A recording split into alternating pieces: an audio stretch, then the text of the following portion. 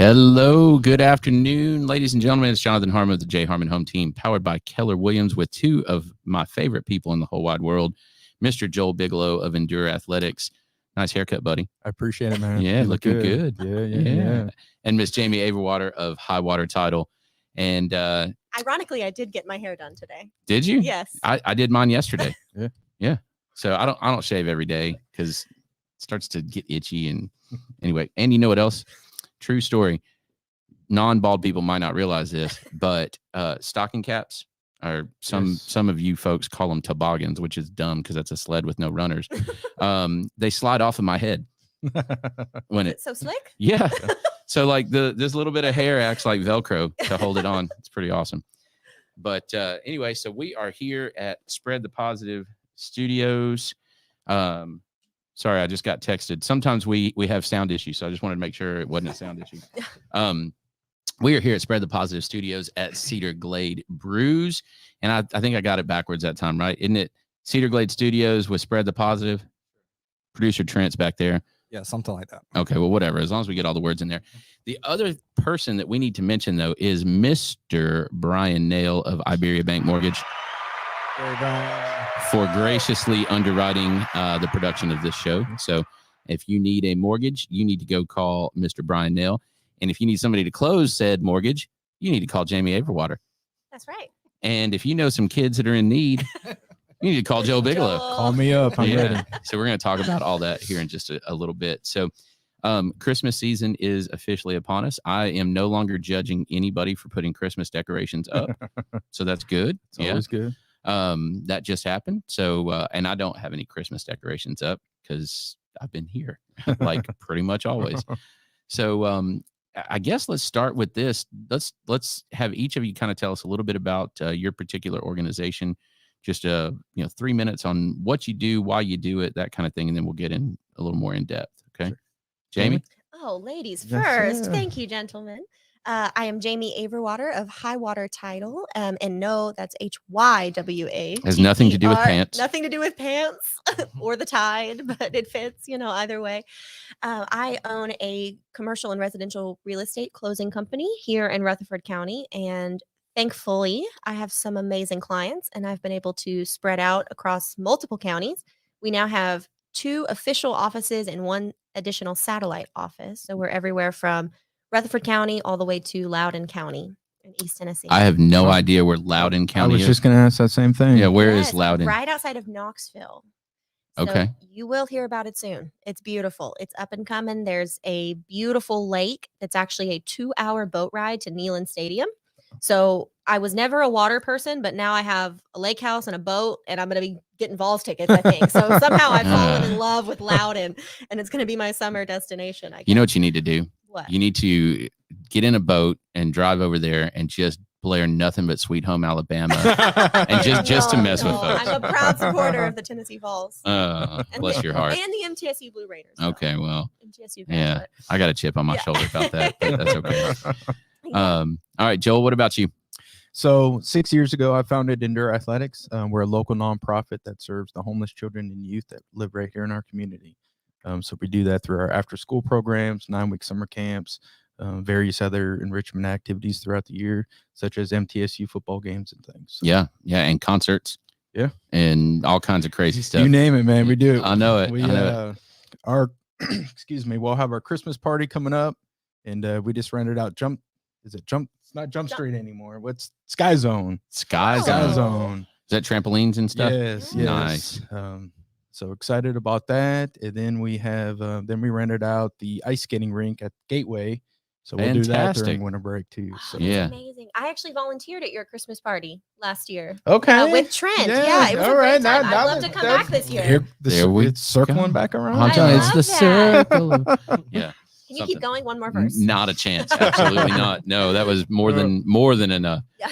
So, Joel, we see your van all over Murfreesboro. At least it seems like I'm seeing it crisscrossing town all the time. So they should get a hybrid. Well, it's a big old van, that's for sure.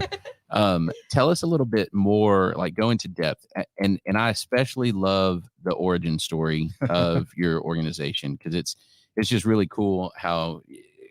I mean, I go out on a limb here, but God moved you Yeah. You saw something and you were like, man, something needs to be done about that. And then you went, I guess I'll do it.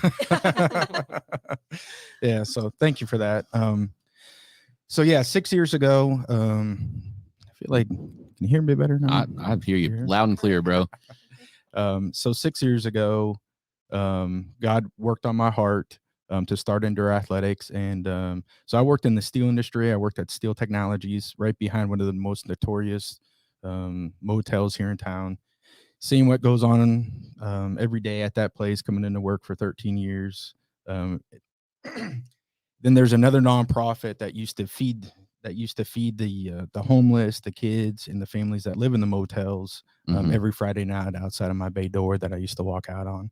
And it just moved me to see a different side of Murfreesboro, a different side of the tracks, if you will. Sure. And so yeah, I just left. I quit my job, started in dirt, and just learned what a nonprofit is and was, and got a book and try to figure it out.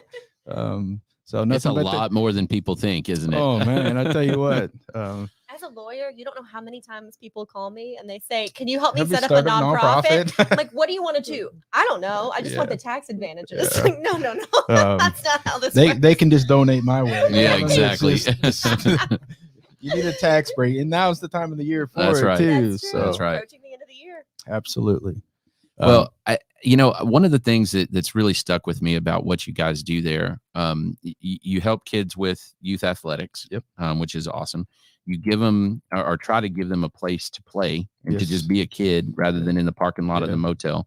A safe place. Yep. A lot of things that we take for granted. Sure. And when I say you help them with youth athletics, that's everything from replacing the shoelaces that they blow out in their cleats to paying the dues to getting them to practice, whatever that happens to be, right? Absolutely. We don't want any of that to be a barrier. It's expensive to play sports here in Rutherford County, It is. and the fees and the different dues and all those things. So we try to take care of all those for them. And younger kids too, a lot of the sport aspect of what we do is just engaging with them, playing catch, kicking a ball around. Hey, how was your day? How was this? How was that? What's going on at the home? I think that a lot of kids and parents don't even realize that they're teaching their kids just by tossing a ball with them. Exactly. And it's just that relationship builder is a lot what we do. So. Yeah. But you take it a step further sometimes. And you were telling me once about, and I mentioned a concert. You took a bunch of kids to a concert, and this is just really, and I know this is the one I always talk about, but it's the one that stuck with me. You basically said, okay, look, and I don't remember now if it was fall break, spring break, I can't remember. Sure. But you said all the other kids are going to come back to school and they're going to talk about, I did this, I did that, I did this, whatever. And here's this one kid that's sitting there and has nothing to contribute. I sat in a motel room for the whole week. Yeah. And so you said, nah, let's give them at least something to participate in the conversation about. And man, what that does for a kid's psyche and self-esteem and self-worth. Absolutely. And that's a lot about our 9-week summer camp, right? The kids that we serve, literally, that's what they would be doing. They'd be stuck inside their 200 square foot motel room, unsafe living environment as it is. So getting them to go out. I mean, we've gone to Gatlinburg again. We'll go ice skating, MTSU football games. We'll go to the Titans games. Just getting them out and allowing them to come back to school and say, hey, this is what we did over our winter break, over our summer break. Really, really, really important. That's so cool. I love that. So that's amazing. Now, the flip side of that is I can't imagine going to any of those events with a van full of kids. So 3 vans, even worse, 3 times worse. So God bless you on that one. That's pretty awesome. So if you see indoor athletics out there and if the driving's not perfect, be kind. Thank you for that. Yeah. If the driving's, and I'm sure it is, but just in case, be kind. It can get a little rowdy sometimes. That's for sure. For sure. So, Jami, I've known you now for what, 3-4 years, 5 maybe at the most, somewhere Time around flies, there. right? Yeah, it goes real quick. And since I've known you, you've been in the title industry with a couple of different companies, and then you and Jim got together and said, okay, let's do this and let's start one.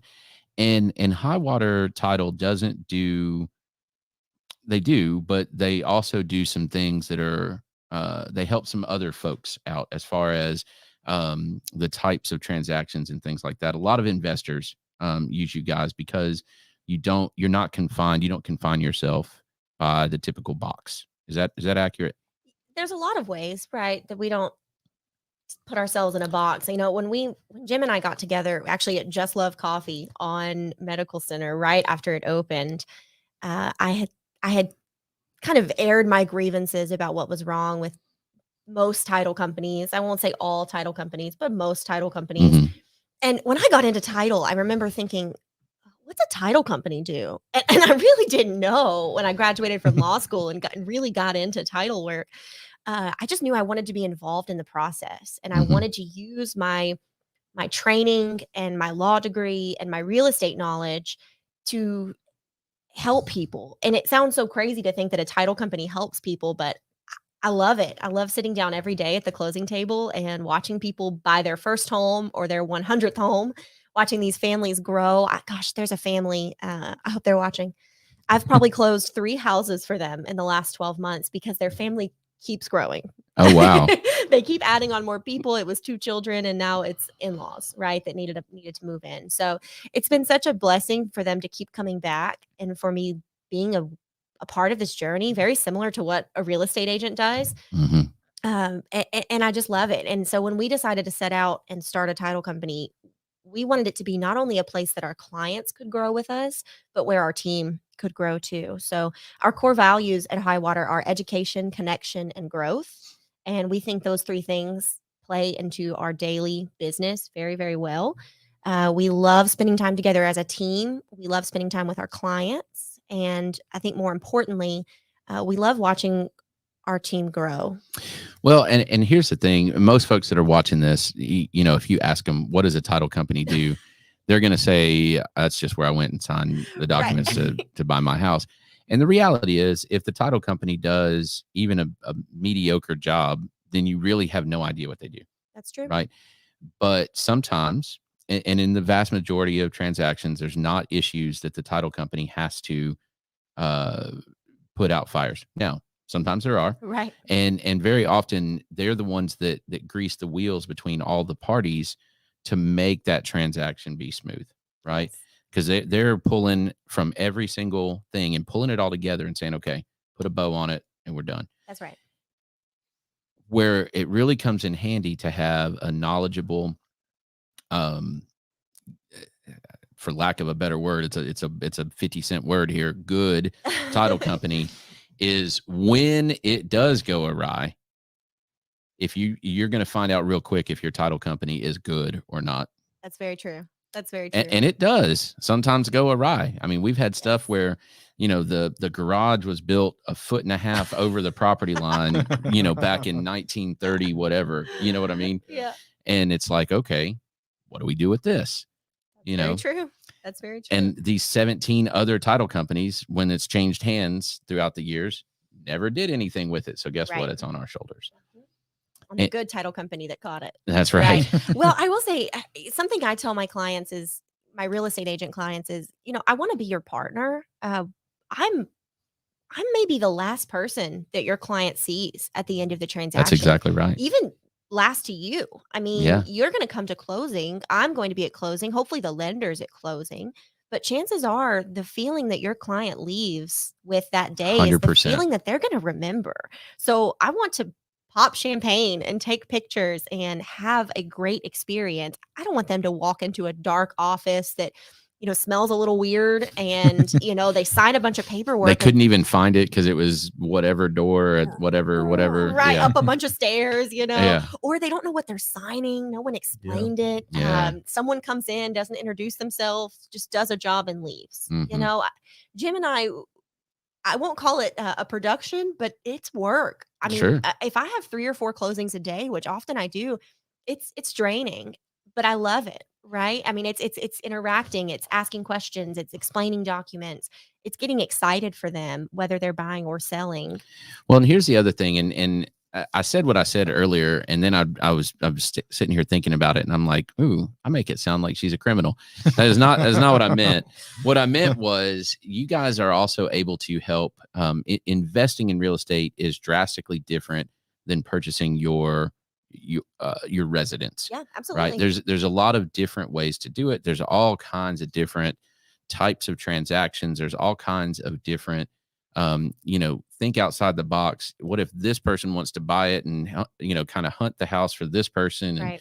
There's all kinds of different ways that real estate transactions happen. And I'd say most title companies are not really equipped to adequately handle some of those different things. And because of that, you guys have a pretty good, what do we call this, clientele, I guess, of real estate investors that close with you guys pretty close to exclusively. Is that pretty accurate? It's true. I'm very grateful. I will say we have people call in and they say, are you investor friendly? Are you FSBO friendly? Are you estate friendly? And I just say, you know what? We're friendly, right? Because the truth is we've got a great team. I don't think it's that any title company in Tennessee isn't capable of handling a transaction. I think it's that they're not willing to put in the work and they don't have the passion for it. Maybe that's what we've run into in the real estate market. Very grateful that my team, there's no problem that they refuse to solve. And there are some deals we can't close legally, and no title company legally can, but we do everything in our power to hunt down those 13 heirs, right? I have stalked people on Facebook to find the heirs. I got a story for you after this. Oh my gosh, I is can't wait. over. I drove to a Target in Spring Hill on a Saturday morning and tracked down an employee. I was pretty sure I was going to get shot one time. Tracking down an heir, right? Pretty sure. Right. Yeah. But it's part of it, and sure, we earn our keep and earn our money on a lot of deals. But there are so many that I love closing that chapter. Even the sweet woman the other morning who came in and her mother had very unexpectedly passed away. She was selling her house. It was bittersweet for her. And she said, this has been more difficult than the funeral. Yeah. Because Talk about closure. Yeah. Talk about closure. I mean, it's called closing. Right. That's true. And she was just so relieved. And even though it was bittersweet, I got a lot of honor out of helping her. And that's all I can ask for. And I'm really grateful for what Joel does and all of our other nonprofits here. Something else that my business partner and I set out to do is to donate very heavily. Donate very heavily. Tomato, maybe. Right. Yeah, that's right. In that context. Yeah. Actually, my goal for next year is to donate 10% of our profit back to local organizations. That's awesome. And I hope Endure is one of those. I would love to get with you on that. Absolutely. Yeah. Second Harvest Food Bank, Greenhouse Ministries, Nurses for Newborns, all organizations that we have supported. I won't say sporadically, but as you've asked, but we want to do more intentional giving back to our heroes, back to our teachers, even if it's back to our team's families. We had an employee last year whose family was affected by a flood. Well, we did everything we could. We donated to the Waverly floods as well, to causes out there. So we are so grateful for this market, and we're so grateful for our clients and how much success that we've had. And I just want to make sure we're doing the community right and saying thank you. Well, and that's where I kind of wanted to take this. So I know you guys have met before, but maybe not known each other real well. Yeah. But I think one of the things I like to talk about things that not everybody likes to talk about. So one of the things that troubles me in I guess in our modern culture and pop culture right now is kind of this demonization of wealth. This person is a whatever percenter, and there's no way that they made that much money, that they have that much wealth without stepping on toes and breaking kneecaps and stuff. And I mean, quite frankly, it's just not true, right? I mean, are there people that do that? Yes. Are there people that do it the right way and accumulate wealth and just have a knack for building wealth the right way? Yep. Yes. And we have them right here in this community. Absolutely. And what I love about that is also in this community, we have organizations like Endure Athletics and Amelia's Closet. And you mentioned several others as well. Second Harvest Greenhouse. I mean, I can go on and on. We've got multiple. We interviewed Ed Grimes. Was that last week, Trent? On the Murfreesboro.com podcast with the Murfreesboro Rescue Mission. Golly, that guy, like, he made my week. You know, I mean, he's just a light Yeah. out there. Yeah. And we're so blessed as a community. we really the are, local aren't we? community, how many awesome Yes. nonprofits we have in town. And for they sure. work Absolutely. together for Mhm. the most part. I Yep. mean, they Yep. they coordinate. They say, okay, what need is not being met, rather than trying to, I don't even know if this is possible, compete with each other. Yeah. Oh, it's anything's possible. So. So true. So I guess I kind of want to open the floor for you guys to talk about that, and just if you're watching this and you're thinking, like, somewhere in your heart you have this hatred, this demonization, as I used before, for wealth building, change people's minds. That's what I'm gonna ask you to do. Oh, I'm heck going to yeah. start. Do Okay. it. We are 100% donation based. So without people opening up their hearts and caring about the community that they live in, Endure would not exist today. And do they have to be the wealthiest person that donates to us? No. You know, I mean, we have small donations to large donations. $10 helps, and so does Absolutely. 10,000. Absolutely. And it, you know, whatever they want to open up to you for us. But you know, we've grown through 6 years because of the love of the community and the support that they've given us. Mhm. And I could say the same thing. A lot of people will talk about churches, large churches too, and that same kind of Yes. aspect, right? As far as Yeah. Oh, you know, talk about wealth getting a and bad this rap. church and this and that. I can tell you, some of the largest churches in the community support us greatly, and some of the smaller churches support us just as well too. So, Mhm. um, And that's through use of facilities. That's through monetary gifts. yes, through Christmas Eve donations for the churches, the facilities that they open up to us, just allowing us to come in and speak our mission and vision and getting their congregation support. Mhm. So we have multiple churches that support us. So again, on the same basis, right, of the wealthy and different things. So. Sure. Yeah. So, Jamie, what do you think? Jamie? I will say, I have to walk a fine line being a lawyer. There's some confidentiality here, but I will say that I have some friends. I won't even call them clients. I will call them friends who are some of the most successful people I know financially. And they are also spiritually some of the most successful people I know. And they give an enormous amount of their time and resources and wealth. And I think our community takes that for granted. And I'm sure we're all thinking of the same few right off the tip of our tongue. And, you know, I aspire to be that. And that is what, when my husband and I set our goals for 2022, both our household goals and also our company goals for 2022, that was a big one. I think there's a lot of people in this community that gained their wealth really fast and maybe take it for granted. And maybe they don't tithe like they should and they don't give like they should. But I don't think that's the majority. I think that's the minority. Mhm. Everybody at least that I surround myself with, maybe I'm just lucky, but everyone I surround myself with, from real estate investors, developers, small business owners that have found success, they're very, very gracious. And if I've asked them for something for a nonprofit or for an organization that I serve, they've done it. So how do we as, and I'll just say it, and how do we, as the leaders in the community, you guys are leaders within this community at large, and then also within your community, right? How do we help people change their heart? You know, how do we when people demonize a group, right? How do we, like, what do you say to that? Because a lot of folks are strongly convicted that the rich are the problem, you know, and the rich, that's a whole other Yeah, term. I mean, what does gosh. that even mean? Upper class, right? The Yeah, the rich. whatever percent Yeah. income, the wealth accumulation, whatever. How do we help with that? I think, I think being honest about it and calling it what it is really helpful. It's been really difficult, and I'll be candid. Don't know how many people are going to watch this tonight, but Well, it stays on Facebook, so great, yeah. great. Thank you for that disclaimer. I'll Yeah. be really candid. The last year and a half has been difficult for me, and those of you that have known me probably know why. It's been difficult because I found success and I found my team, and together we built something really incredible, and it's profitable, and I'm so grateful for that. But I've had a lot of people that have said, "You got lucky." You know, Mm, they don't see the first 6 months I had to get a couch for my office so I had somewhere to sleep. mhm. They didn't see the nights I didn't get home to my husband. They didn't see that I didn't make it home for dinner a single night last week. Even a year and a half into business, Right. I did not make it home for dinner. Sorry for keeping you. We'll get you out of here Right. real quick. Thank you, thank you.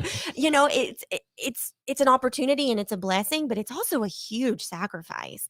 And I know my closest friends see it, the friends that I've missed out on, the parties that I've missed, their kids' parties.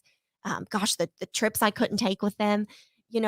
I'm so grateful for that. I have a lot of travel coming up next year. Actually, my husband and I plan on going to a new city every month in 2022 Right together. on. And it's long overdue. We haven't gotten to travel a lot together in the last few years because of a pandemic, and also because I started a business. But I owe that to him and to our marriage. And I think I'm just trying to be really vulnerable with people and tell them, I know that what you see is success, but I'm asking you to also see my hard work. Well, and there is a certain level of luck, Sure. quote unquote, that goes in that, and some of that is positioning, some of that is timing, some of that A is great economy. yeah, exactly. I mean, there is some of that, but you still luck is opportunity that you've given legs to, Yeah, and absolutely. until you put the legs on that, it's just an opportunity. That's all it is. Right. So, what do you think, Joel?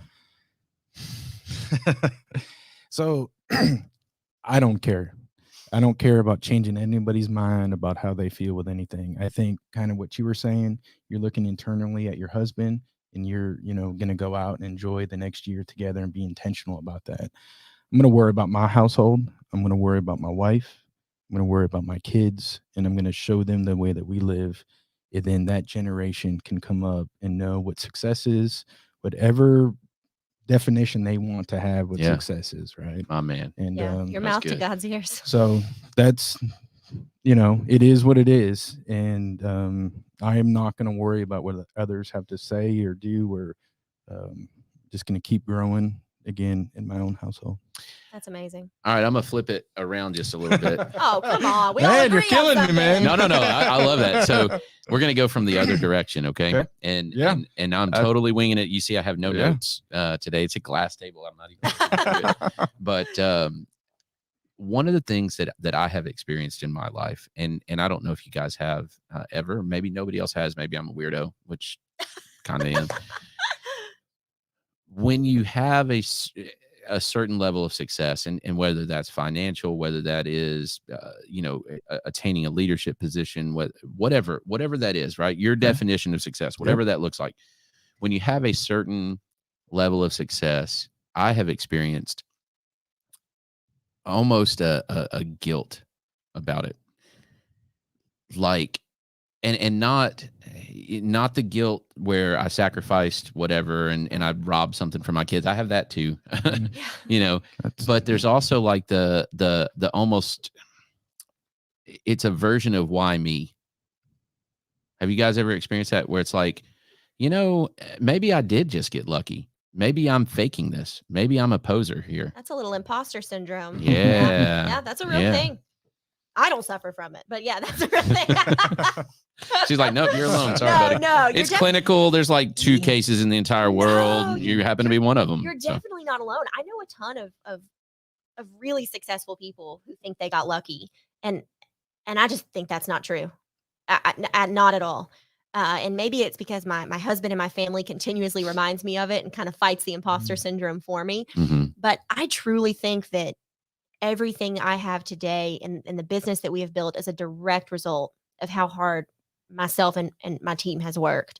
And I would say that to any of my friends who have found success, or a stranger I met at the closing table, quite frankly. Mm-hmm. It's probably pretty easy for you, Joel, to think, well, it could be bigger, right? And it could be bigger. It could be serving more kids, and look at all those that it is serving. Yeah. There's such a way to frame it that I think is so important. That's all life is, right? How we frame something. We learn that in the media, on social media, especially. Yeah. It's all about how we frame it.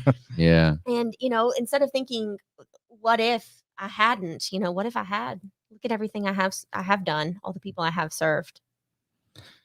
I see you looking at me. Yeah, he's eyeing you. I'm waiting for some inspiring words, man. Drop the mic. Um, Don't drop Not it. literally, These are it's expensive. yeah, I know. Do not drop the mic. Oh my gosh, I laughed too hard. For me, my success, if you will, has been a lot different. I mean, I left the job for 13 years, supervisor. My wife stayed at home with the kids, blah blah blah blah blah, and I did a 360 or 180 on that. Like we sold the house, we sold our cars, we're living off nothing, and Sure. So my guilt, it's a little bit different. Mine is like, what have I done to my kids? Like, we had to move. They were in this elementary school, but we had to move because of what I did, with the organization to do things. And, a lot of the things that they've missed because we haven't had to be able to do with my kids. Well, things are better. I'm not, Sure.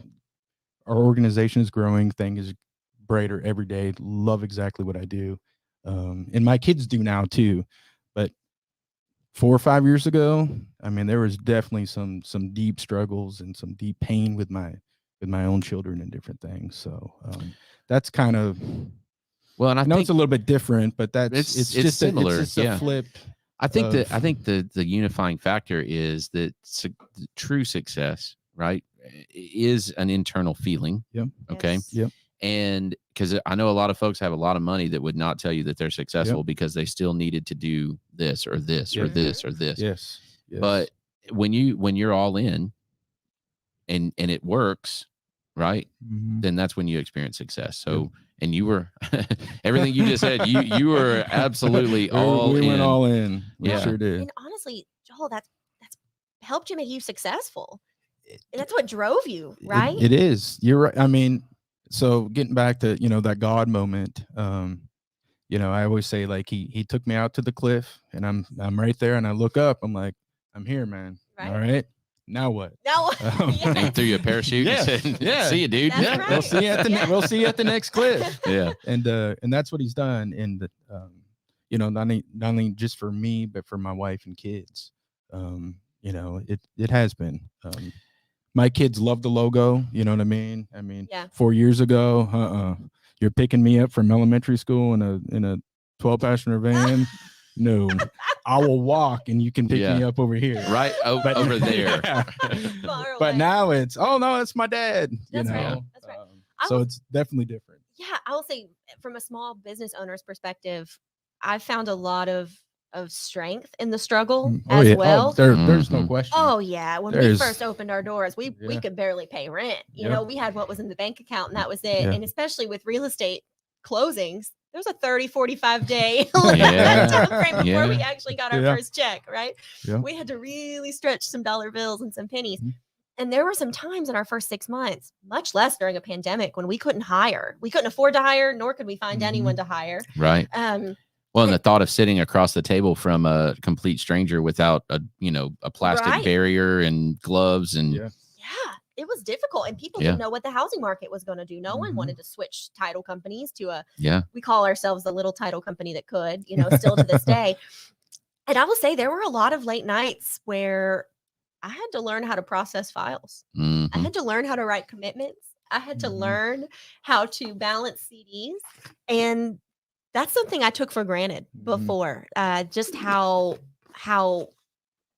easily my team made it look, and how easily they make it look today. And I think taking that experience, that struggle, where I was in the middle of the night thinking, "What have I done?" 6 months later, I'm hired. I have a staff of 12 now that I run, but I'm able to really empathize with them and to help them create better processes and procedures, better technology, better protocols inside of our office that help them do a better job and help our clients have better experiences. And I would not have that perspective had we not struggled so much the first few months. You'd be disconnected still. Absolutely. So I'm gonna wrap up with this thought, and you guys chew on this however you want. You've done great with this so far. So I know. So what do you think about one of my favorite sayings is that there's two types of people. There's people that stuff happens to, and there's people that make stuff happen, right? It's one of my favorite sayings. The flip side of that is, what if whoever you are, wherever you are, in that moment, right now, right now, snapshot, you are exactly where you're supposed to be. Even if you're at the freaking bottom of the bottom of the bottom, you are exactly where you're supposed to be. And then the next moment, it defines what that next supposed to be is going to be. Right. And that is hard. It is hard for people to accept and to process and to understand, but that puts the ownership back on you. Yeah. Right. Mm-hmm. So when you sold the house, when you guys were all in at that moment, even when it absolutely sucked, you were exactly where you're supposed to be, because without that, to your point, you wouldn't be here. You are correct. You're correct. So yeah, I agree with that completely. I agree with, we are where we're supposed to be at right now. And, God is good. All the time. And just, he has us where we're supposed to be. Now, am I going to leave here and make a mistake? Absolutely. Oh, yeah. And you learn from that and you move forward. And, I made like 7 today, I Joel. know, So. I'm not even airing mine, so I'll just keep that. I was actually mistake-free today. Oh.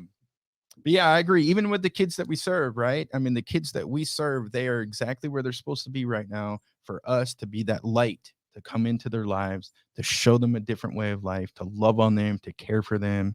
And but it's so easy to blame. It's so easy to say, this is not where I'm supposed to be, and it's all whoever's fault. And that's the truth. My family's fault, the government's fault, my teacher's fault, The rich guy's fault. my boss's fault. Mm-hmm. Yeah, that's the truth. So what do we do with that, leaders? Lead by example. And influence. Again, I keep going to the next generation, right? Yeah. None of our kids blame. You never hear any of the kids that we serve blaming this, that, or the other. Are they angry? Do they have a little anger? Yeah. Do they probably have a right? They have a Yeah. Okay. I'm angry for them. Yeah. Yeah. Me too. Yeah. But again, it's just influence that next generation, Right. that you are where you're supposed to be. Right no now. blame. That doesn't mean this is where you're supposed correct. to be. Yeah. Tomorrow. No, it's, you better not actually still be there That's right. tomorrow. Right. And keep Yeah. growing and keep working, towards that end goal. So yeah, yeah. That's great. I'll say I'll go back to vulnerability. It's what I found my business on, and I think it's really hard for people to be vulnerable. No matter how old you are, whether you're 26 or 86, it's really hard to be vulnerable. Sure. And I think that's what changes the world, is vulnerability, sharing our feelings, why we feel that way, sharing how that makes someone else feel when I say that or act that way. And the things we're afraid of. And the things we're afraid of, how hard we work. Mhm. I hired a new employee a few months ago, and she was a friend of mine, by marriage. So she saw me, semi-regularly, and I probably always looked cute and was always high energy and was opening all these new businesses. And she would say to me, "How do you do it? How do you do it?" And I would kind of laugh it off.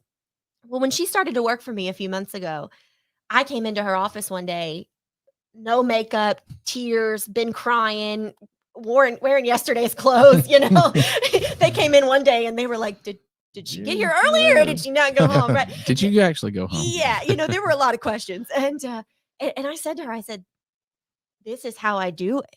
It's not what you see on Facebook. It's not my perfect picture with my perfect husband and our perfect dog and my great team. It's the struggle. We are 65 files short from meeting our annual goal. And I will tell my clients that, hey, it's been a great year and thank you and I love you, but we haven't met our goal yet. I need your help. And being vulnerable with my team, hey, we got to cut costs this month. We got to eat out less as a team, or being vulnerable enough to say, we had a great month, you guys, and you're each getting a great bonus on the next paycheck. I'm not trying to hide anything Yeah. from social Yeah. media or from my team or from my friends or my family. I don't live a perfect life. Joel, you don't Yeah. live a perfect life. And I think if we're Don't tell vulnerable- anybody. Oh, I won't. We just told like Actually, 1,000 people, of though. everybody at this table, he's probably the closest. Yeah, he's Yeah. pretty great. He's speechless. He's Look at that. speechless because he He's like, knows I'm right. Yes, yeah. Humble brag on Joel here.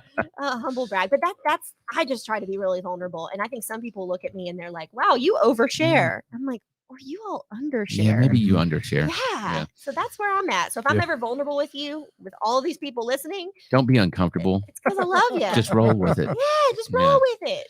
All right, we're gonna wrap it up. Joel, we got something big that we need to discuss real quick. Let's do it. How do people help Endure Athletics in the next less than a month? So we have our marvelous New Year's Eve bash downtown Murfreesboro at the Walnut House. You can get your tickets at our website, www.endureathletics.org. Go to events, buy your tickets for New Year's Eve. And it's gonna be It is the event pretty epic, isn't it? of the year to end the year Yay. with. We'll have the valet parking, red carpet entrance, live band, DJ, Surprises, surprises, cigar bars, you name it. It's going to be the place to be. That's amazing. Walnut House. That's right. I Ricky love Martini and crew over there. He's the best. Oh man. my gosh, He's the that best. guy. That's awesome. Yeah, thank Very you. exciting. Love that. What about you? Any quick announcements? Oh, no announcements other than, like I said, we are so close to our annual goal. And I know it's really hard to get some contracts in last minute here, but as of last week, we were 65 files short of 1,000 files closed. Wow. Our first full year Long in business. distance. Woo! Bam. Yes. That's awesome. Yes, thank you. We opened in June of 2020, and I never in a million years thought that in our first full calendar year we would close 1,000 files. That is Awesome. killer. Good for Yes, you. Thank you. And we were 65 short, but I think in the last 7 days we've closed 20. So if you have a refinance or a cash deal you're buying real quick, let me Sprint to the know. finish. I love it. I love it. All right. Trent, you got anything to throw in? No, I just want to say thank you to both of y'all. Y'all are staples here in the community, and been a fan of both of y'all for a long time, and just grateful to call you friends and have you in the studio and Absolutely. seeing y'all live your truth. It's been awesome to see. We Yep. love you, Thanks, Trent. brother. And one more quick shout out to Mr. Brian Nail with Iberia Bank Mortgage. One of my best friends over there, and also happens to be a freaking fantastic lender. Hey, Brian, you heard it. She needs some files to close. So go out and do something to get some more files. Okay? Yes. Yeah. So anyway, that's about it. You like that in the little hand? Yeah. That's how they happen. Go take Yeah. care of that. So if you need anything real estate related, of course, hit us up, jharmonhometeam.com. We'd love to help and get Jamie another file. It'd be great. Yes. See, we got a theme going Is at that the a end. promise? Did I just? Yeah. Yes. All right. So that's it. You guys have a wonderful rest of the week. We'll see you again next week. Thanks.